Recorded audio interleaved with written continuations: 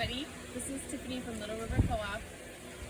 We started some of our heat-tolerant fall crops in seedling trays today, and so I thought I would just share with you guys some of our favorite methods and a little bit about seed starting, because I know that can be very challenging, especially for a beginner. It is August 25th, so it's the very beginning of the annual veggie season. I usually tell beginner types to consider starting their seeds like no earlier than September 1st. Even mid-September is great. As a commercial farm and nursery, there is a little bit of that like first to market kind of thing happening over here. So we like to push it and see how early we can get some of our crops and some of our plants to you guys. Today we planted like some of our most heat tolerant varieties, so that would be tomatoes, peppers, eggplants, some tropicals like pea vines, some celotias, scallions. We aren't planting some, just to give you an example of some things that I would say like do not waste the seed on this time of year. We're not planting lettuce. We're not planting any escaroles. We're not planting any brassicas yet. So things like broccoli, kale, collard greens. We're not planting spinach. We don't plant spinach until like December. Snap peas, no planting them. So there's a lot of things we gradually, the seasons are always changing, and so this exact time of year is early, and if you want to try, stick in the eggplant, pepper, and tomato range.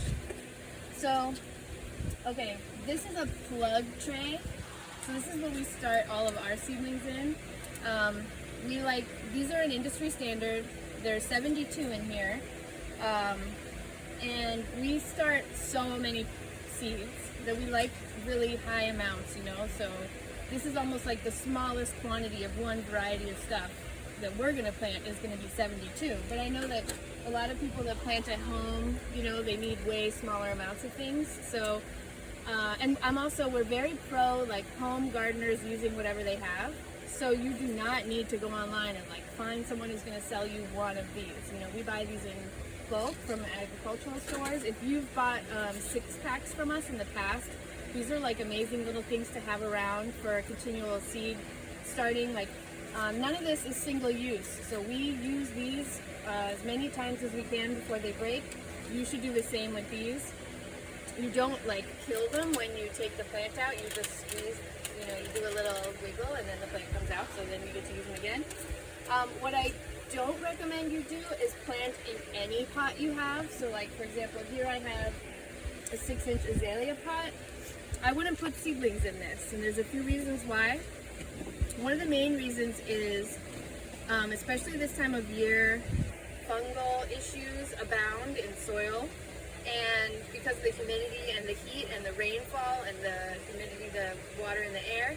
And so if you have like a very big mass of organic matter like this getting wet, and you don't have like an appropriate size root structure, so like I'm not saying this pot can't be used this time of year. I'm saying for seedlings, because they have like itty bitty tiny root structures, and if you put like one tiny little seedling in here, then this is going to turn into like an unstable environment for that seedling while you water it every day before it gets big enough for the roots to like absorb all the moisture that's in there. So in general, save these for your up potting, which is basically the practice of taking these little guys out and putting them in another size, to either put in a bigger pot later or put into your garden or give to a friend. Okay, so I'm going to show you how to start some seeds in this. This stuff here, this is what we start our seeds in. I don't know if you can get a little action shot here of it, but this is just very fine peat moss, so it's been like filtered so that all the little chunks and stuff are gone, and very fine perlite. The perlite are the white dots. That's a volcanic rock that's there for aeration, and then the peat moss, the brown stuff, that's there for water retention. I really want to stress the importance of using a sterile or a bagged potting mix type of a thing for this, and not garden soil. So not garden soil in a bag from Home Depot, because it doesn't have the right ratio of water retention to drainage, and not garden soil from your garden, because that stuff's going to be like crazy heavy for your itty bitty, gentle, soft little newborn root systems to try and penetrate. And your garden soil probably has pathogens in it. Like, that is part of nature, you know, soil is alive. And while that's a good thing in your garden, it's a bad thing for the baby seedlings. This is sterile, so it's like not soil. It's like kind of the opposite of soil. It's just a medium. So get any medium that you can get your hands on that's like nice and fine. And what we do is we fertilize it with a granular organic fertilizer that we use the same fertilizer for almost everything. This is a 4:6:4 NPK ratio, and your seedlings aren't going to be super picky. One thing is that they don't need a lot of nutrients when they're young, because, fun fact, the seed contains everything that the plant needs besides water for the first 21 days of its life. So we very lightly fertilize this so that when it does run out of that nutrient store that it has access to through its seed, it'll have something to forage for. So seedlings, expect these to exist like this before getting transplanted or planted into your garden for about a month, right? So it's a very small amount of fertilizer that we put in here. And it's super duper duper important that you wet this before you use it. So a lot of these bagged mixes, they come really dry, like bone dry, because it's easier to process and ship peat and coconut coir as well when it's completely dried out, because it weighs less, right? So in shipping, it's all about the weight. So a lot of this stuff, when you open a bag of this, or a block if you get it compressed, it's going to be bone dry. And peat moss is what they call hydrophobic. That means it's afraid of water, so it's very unlikely. Like, you kind of have to make it work. Like, you have to kind of force it to absorb the water. If you took it dry and you filled these cells with it, and then you watered it, not only would it move around a lot, which is bad for your seed, but also only the very surface would end up having the water permeate it. And then water does this thing where it just tries to find the path of least resistance. So if there's like a good amount of air in your soil mix, which there should be, right? Roots need air as well. Then the water is just going to find those air pockets and like trickle through your tray and not moisten your mix. So I always tell people that, like, the most important thing to do. So I set up a little system here for myself that looks a lot like maybe what you would be doing at home, like just a table and a bin and some stuff. So I'm gonna like use this pot to mix around some of my water. I already fertilized it, but pretend I sprinkled some fertilizer in here too. Okay. Get it like really thorough. You're gonna have to, I've pre-wet this a little bit, but you, home gardener, if this was bone dry, you would have to do that, 3 or 4 times. And then you wanna test it, you can grab a handful and squeeze it. Water should never trickle out. That is bad. You went overboard. Too much water. But look, if I squeeze this and it kind of holds and then breaks apart, then it's perfect. Okay, so my mix is perfectly wet. I've put a small amount of fertilizer in it. I keep saying small amount and not a ratio for you guys, because it really matters. It really depends on the fertilizer you're using. So use whatever you already have for your garden, and just make sure you read the back. It'll say 4 seeds starting, and then it'll have like an instructions in the amount. Okay, so I'm just gonna dump this on the tray. I'm gonna make a little bit of a mess. Maybe I don't want to make a huge mess. So I'll put it in the corner, get everything full. Okay. Now, a habit that we have here is we don't want to compress this.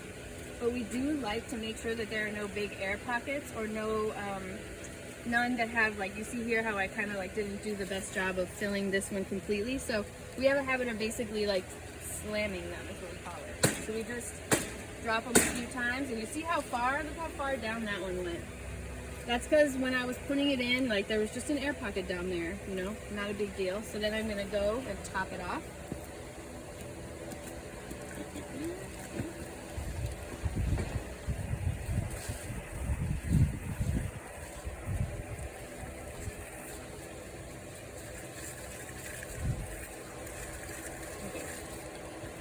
Ready.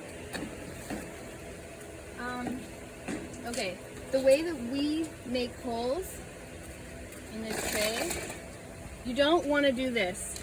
People tend to want to poke a hole like this, but then they always, or it's very, very easy to go too far. So we make holes at an angle like this. So you don't want a hole.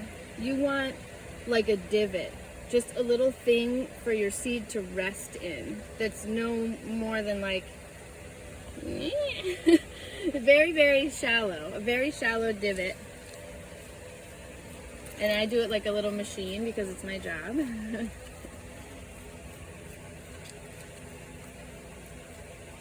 Okay, you see my divots? Is that like a decent angle here? Yeah. Okay, so now that I've got my divots, I'm going to pick some seeds to start.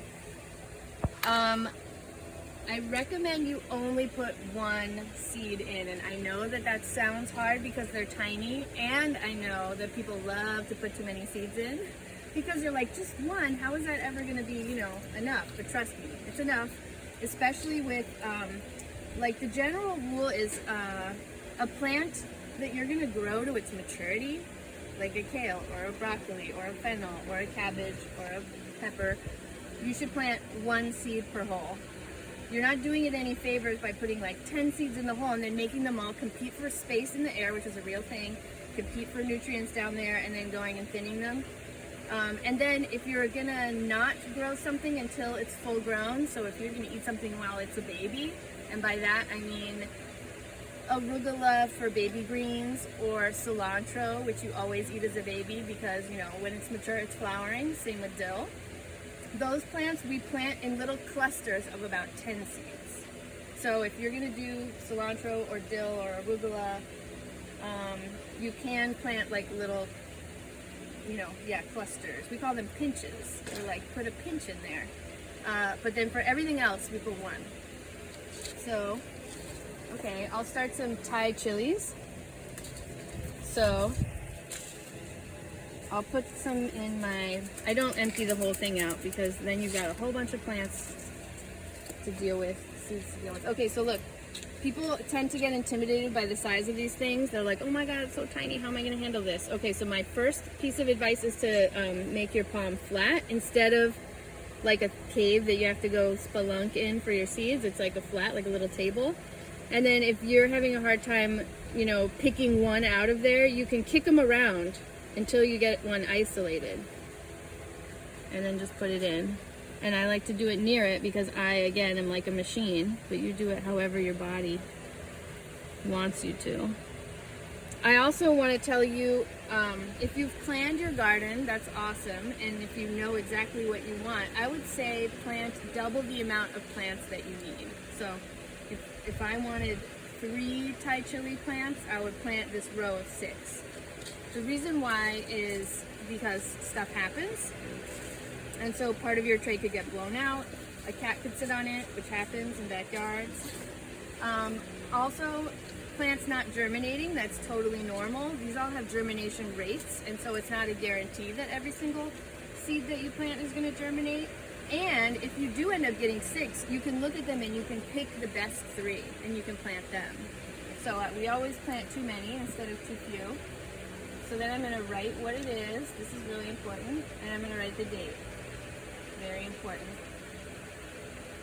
One of the reasons why we always encourage people to write the dates is because we think that having that type of data when something goes wrong is really great. So for example, I told you these should be in here for about a month. If in a month these plants don't look ready to go and you squeeze this cell and they don't pop out, then something happened, you know, and you have the data right there to kind of prove it. Like, oh, you know, are these supposed to be ready yet? I'm not sure because I didn't write down the date that I planted them.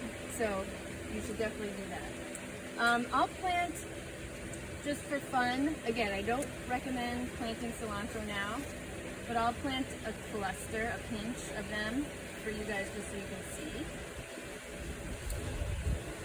Here's my cilantro. Oh, I didn't bring them over here. Hold on. Whoa.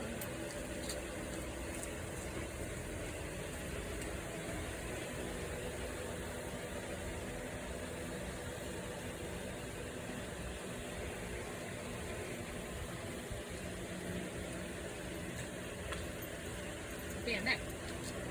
So the way I do the cilantro, put a bunch in my hand and then I take a healthy pinch. Those are kind of little here. So if you count that, I do not count them because I'm at work. So I try to be a little efficient, but I bet this is around 10 seeds. And look, even though my hole is pretty shallow, it's not a hole, it's like a indention, they're still all fitting in there just fine.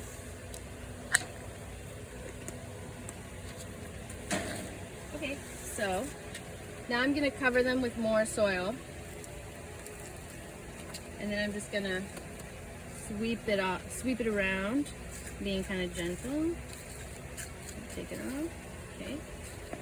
Okay, so I started those seeds, so I want to talk about watering them and then care, because that's really important too.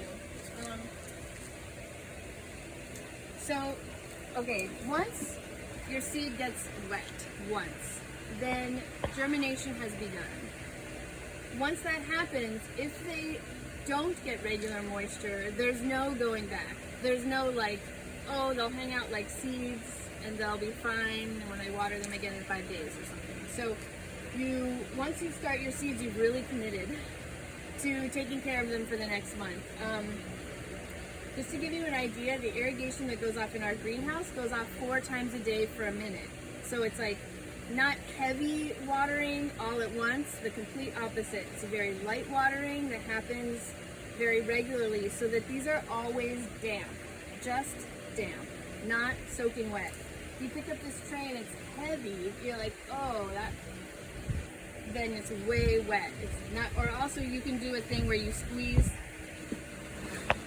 You can kind of go like this and squeeze this, and if water pours out, then you've also got too much water in there. So I'm gonna water this in for you guys, which means like the initial watering.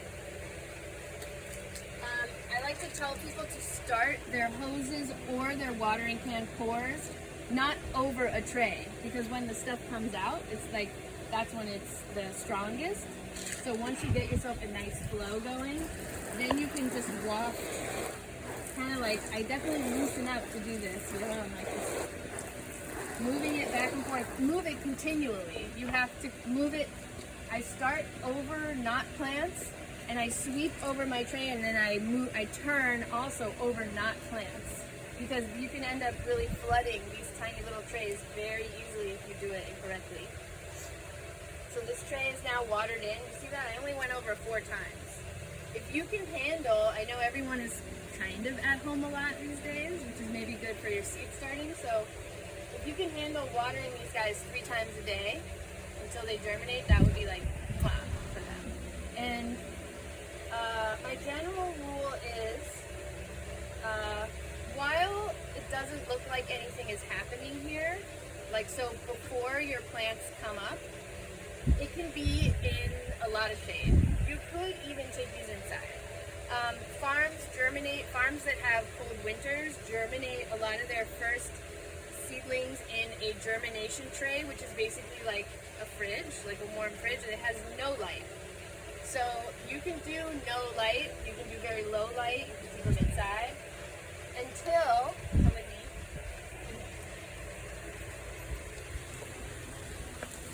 Okay, we did start some seeds last week, and some of those have germinated. So, like, here's just an example. Like these guys, we germinate. This is the deepest that our shade gets here. It's not full shade at all. It's just like a hazy shade, 50% roughly. These guys need to be put out, you know, they're brand new babies. They're just 6 or 7 days old. They need to be put out in a sunnier spot. So I'm gonna do that today. I'm gonna sift through this, move everyone that's mostly germinated needs to get moved out into the sun. This is like so important. And it's seriously like the #1 mistake that new seed starters make. They put a bunch of seeds in a hole, in a tray, and they water them, or in an eggshell, something cute. And then they're like this long, and the person is like, "Are plants supposed to look like this?" You know, on the gardening forum. And all the experts are like, "No, that's leggy, it's too leggy." So leggy is the term for a plant, especially a baby plant, that is getting nowhere near enough sun. And unfortunately, once your plant is leggy, there is no going back. So it's not something that you can correct with best practices afterwards. It's written into the plant's genes or DNA or whatever. Like if it is born leggy, it's always going to have leggy growth, and you don't really want to spend your whole season trying to, like, you know, trellis your kale. It's like kale doesn't need to be trellised, you know, but people with a really leggy kale, it flops over and then they have to make a structure for it. It's better to make that mistake and then try again. So generally I tell people that if the stem of your plant, before it's cotyledons are the first 2 leaves, and they never look like the true leaves. This is a good example.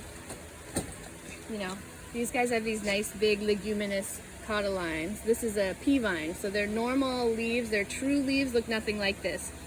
If their stem was longer than, let's say, like an inch, you can consider them leggy.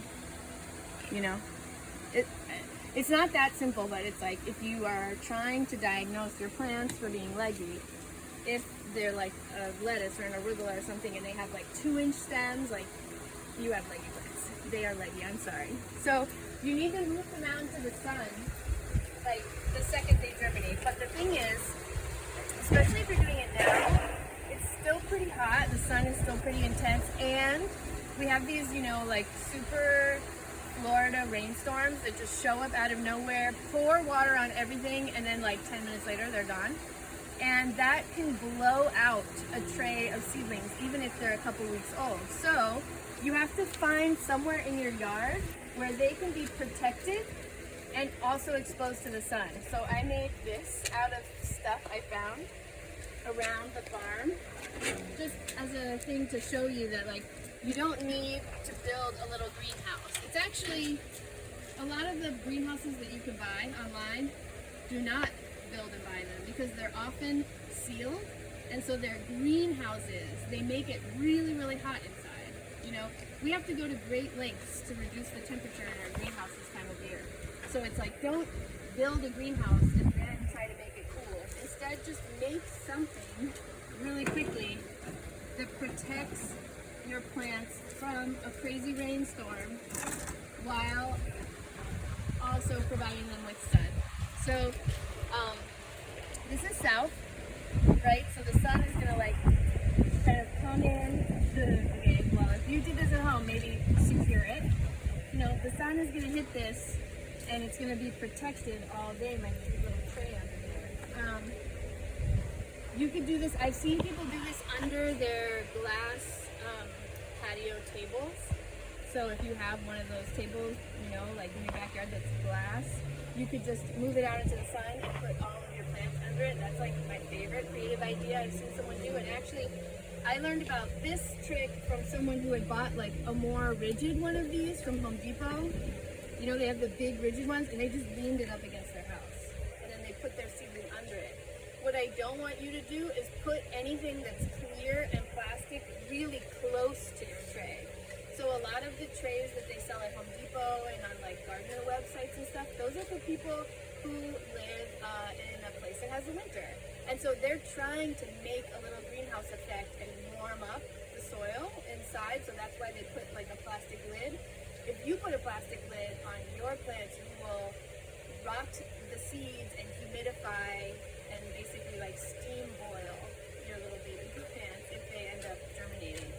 A lot of plants won't germinate. Like the seeds will basically take the temperature outside and be like, no, and then they won't do it. So if you make a really hot situation for them like that, they just will rebel and they will not germinate. Let me show you really quick.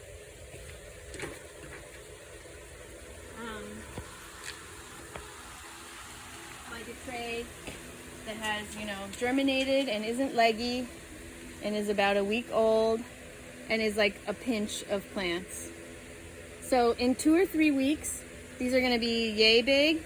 And like I said, you're gonna wanna like test, squeeze, and pull. I'm not gonna do it now because I know what's gonna happen. I'm gonna pull my plant out.